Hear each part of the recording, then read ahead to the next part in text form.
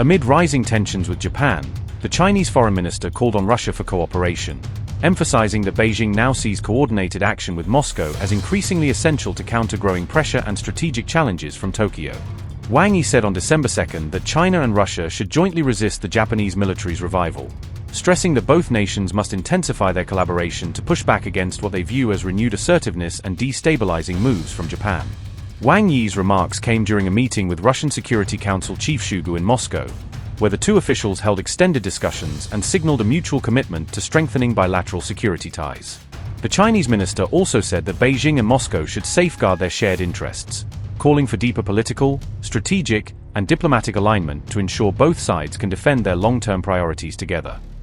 Wang Yi declared, and I quote, that together we resist any attempts that distort historical truth about the outcomes of World War II, adding that China and Russia must remain vigilant against what they see as efforts to revive Japanese militarism and fascism, and must jointly fulfill their responsibilities as permanent UN Security Council members. Chinese President Xi and Russian President Putin have held 2 meetings this year so far, using those engagements to reaffirm their strategic partnership and reinforce their shared positions on major regional and global issues. Wang Yi said China and Russia are moving towards sustainable progress amid global uncertainty, arguing that closer bilateral cooperation will be crucial as geopolitical pressure continues to increase across Asia. This comes amid rising tensions between Japan and China due to Prime Minister Takaichi's Taiwan remark, which Beijing saw as a direct provocation and a sign of Tokyo's increasingly assertive security posture.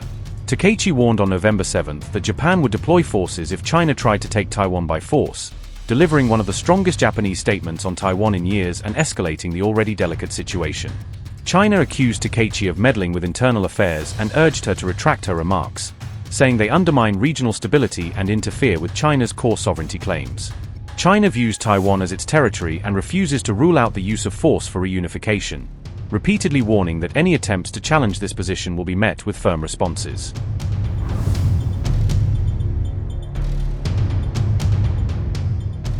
Amid this, Chinese and Japanese vessels faced off near the contested Senkaku Islands on December 2, marking another flashpoint in an increasingly volatile maritime environment. China and Japan's coast guards gave conflicting accounts of the confrontation in the East China Sea, each side accusing the other of violating territorial waters and escalating tensions unnecessarily. China said a Japanese fishing boat illegally entered waters of its Diaoyu Islands, according to the BBC, presenting the latest incident as part of a broader pattern of Japanese incursions.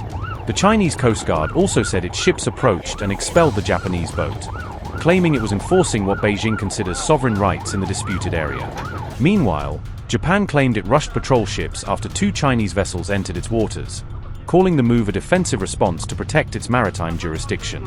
The Japanese Coast Guard said it intervened to protect a Japanese boat in the area, insisting that China's actions endangered the safety of local fishermen and violated Japan's territorial claims.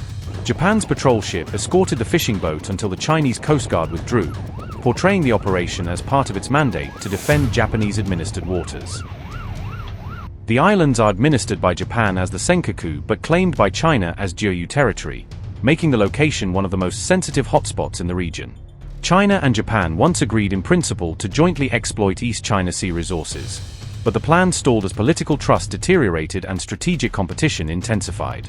Over the last 15 years, clashes have grown as strategic mistrust deepened, with escalating naval and coast guard deployments turning the area into a persistent friction point.